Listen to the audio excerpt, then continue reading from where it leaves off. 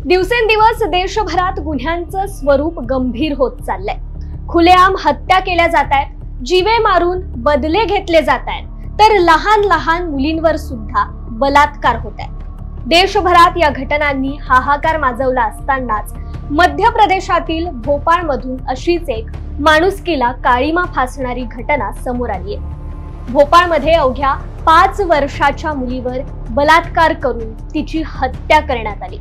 हत्येनंतर मुलीचा मृतदेह चादरीत गुंडाळून 1 दिवस बेडखाली लपवून ठेवला आणि मृतदेहाला माशा लागल्यावर मृतदेह पाण्याच्या टाकीत ठेवला गेला।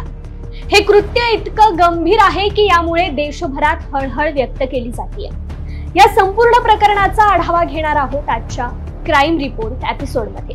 नमस्कार, मी कृपा सपकाळ आणि तुम्ही पाहताय न्यूज अनकटचा क्राईम रिपोर्ट हा कार्यक्रम। 24 सप्टेंबर 2024 भोपाळ मधील शहाजनाबाद पोलीस स्टेशन हद्दीतील एका बहुमजली घरात राहणारी 5 वर्षाची मुलगी दुपारी बेपत्ता होते।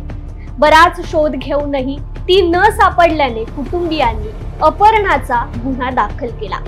मात्र रात्री उशिरापर्यंत मुलीचा काहीच पत्ता लागला नाही। दुसऱ्या दिवशी पोलिसांच्या पथकांनी पुन्हा मुलीचा शोध सुरू केला। मल्टीच्या सर्व फ्लॅट्सची झडती घेण्यात आली, आजूबाजूचा परिसर शोधण्यात आला, सीसीटीव्ही फुटेज शोधले गेले, पण त्यांना त्यात यश मिळालं नाही। पण 26 सप्टेंबरच्या दिवशी लोकांना मल्टीमधून दुर्गंधी येऊ लागली। लोकांनी सर्व फ्लॅटमध्ये जाऊन या दुर्गंधीचं कारण विचारलं आणि चौकशी केली।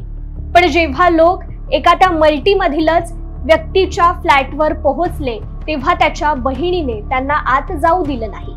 यानंतर पोलिसांना माहिती देण्यात आली। पोलीस फ्लॅटवर पोहोचल्यावर त्या व्यक्तीच्या बहिणीने मृत उंदीर दाखवून त्यातच ही दुर्गंधी येत असल्याचं सांगितलं। मात्र बराच वेळ वास न सुटल्याने पोलिसांचा संशय बळावला। पोलिसांनी फ्लॅटमध्ये प्रवेश केला, संपूर्ण घराची झडती घेतली आणि त्या घरातील पाण्याच्या टाकीत आढळला त्या हरवलेल्या 5 वर्षीय मुलीचा मृतदेह। तो फ्लॅट ज्या व्यक्तीचा होता त्याचं नाव अतुल निहाळे, त्याची आई बसंती असे दोघे जण त्या फ्लॅटमध्ये राहत होते। अतुल निहाळे याचं कुटुंब मूळचं खरगोनचं। 6 महिन्यांपूर्वीच हे कुटुंब भाड्याने मल्टी येथे राहायला आलं होतं। यावेळी अतुलची आई बसंती हिने त्या 5 वर्षीय मुलीच्या फ्लॅटच्या समोरचा फ्लॅट भाड्याने घेतला होता।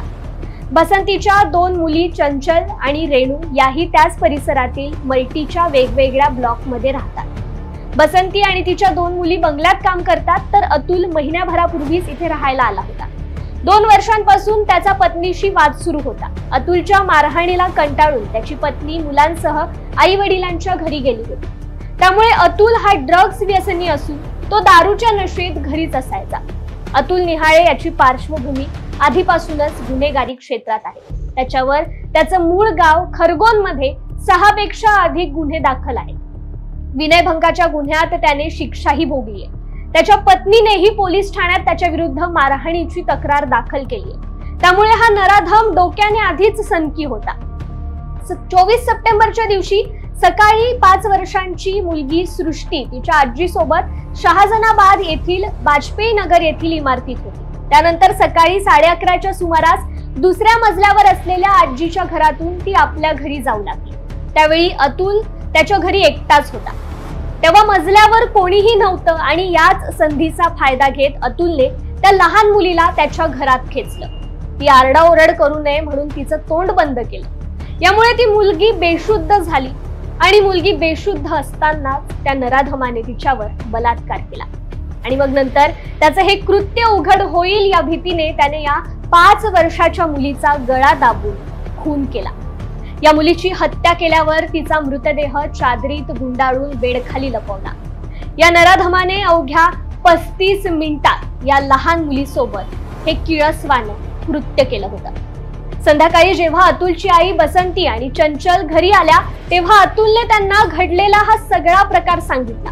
पण या घटनेचा विरोध न करता बसंती आणि चंचल यांनी तो मृतदेह लपवण्यासाठी, पोलिसांची दिशाभूल करण्यासाठी आणि अतुलला वाचवण्यासाठी सर्वतोपरी प्रयत्न केले।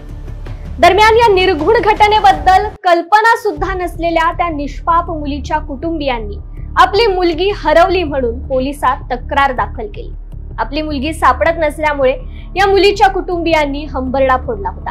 त्या मुलीच्या शोधासाठी तब्बल 100 पोलिसांची फौज आणि काही ड्रोन्स तैनात करण्यात आले होते।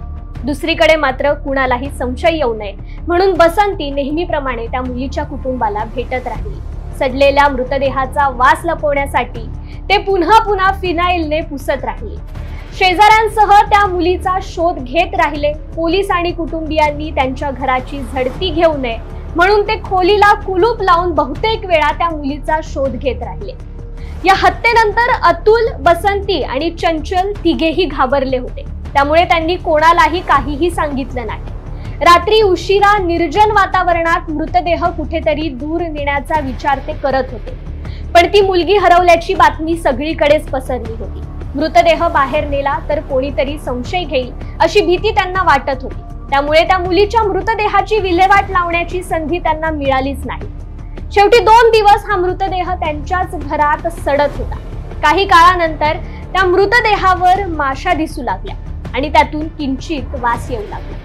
म्हणून अतुलने आई बसंती आणि बहीण चंचल यांची मदत घेत तो मृतदेह स्वयंपाकघराच्या वर ठेवलेल्या छोट्याशा पाण्याच्या टाकीत टाकला, जेणेकरून दुर्गंधी येऊ नये आणि शोध लागल्यास ते वाचवता येईल। पण 26 सप्टेंबरच्या दिवशी ज्यावेळी पोलिसांनी त्यांच्या फ्लॅटची झडती घेण्याचा प्रयत्न केला तेव्हा त्यांना कोणत्या ना कोणत्या बहाण्याने ते रोखत होते। दुर्गंधी येत असल्याची माहिती मिळताच पोलीस आले असता आई आणि मुलीने मृत उंदीर दाखवून या उंदराचाच वास येत असल्याचं सांगत पोलिसांची दिशाभूल करण्याचा प्रयत्न केला, पण तो उंदीर फेकूनही तो वास काही जात नव्हता। तेव्हा पोलिसांना दाट संशय आला आणि पोलीस थेट त्या फ्लॅटमध्ये घुसले। शोध सुरू असताना पोलिसांनी पाण्याच्या टाकीतून त्या मुलीचा मृतदेह बाहेर काढला। या मुलीची हत्या करणारा नराधम अतुल आणि त्याला मदत करणाऱ्या आई बसंती आणि बहीण चंचल या तिघांना सुद्धा पोलिसांनी अटक केली आहे। हे कृत्य इतकं घाणेरडं आणि किळसवाणे होतं की मुलीच्या नातेवाईकांनी आणि परिसरातील नागरिकांनी आरोपींना फाशीची शिक्षा देत त्या चिमुकलीला न्याय देण्याची मागणी केली। त्यामुळे आता या नराधमांना कोणती शिक्षा मिळणार याकडे सर्वांचंच लक्ष लागून आहे। तत्पूर्वी या विषयासह आपण इथेच थांबूया। तुम्ही पाहत रहा क्राईम रिपोर्ट। धन्यवाद।